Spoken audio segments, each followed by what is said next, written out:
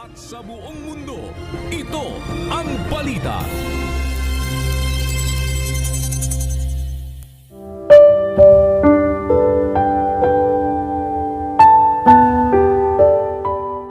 Masdan ninyo na pagkabuti at pagkaligaya sa mga magkakapatid na magsitahang magkakasama sa pagkakaisa.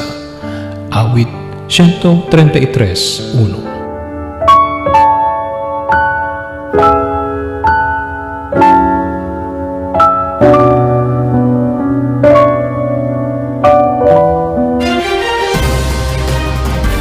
At yan ang naging kabuuan ng ating balitaan ngayong araw ng Sabado. Aming inilahad ng buong katapatan kung paano namin nasaksihan.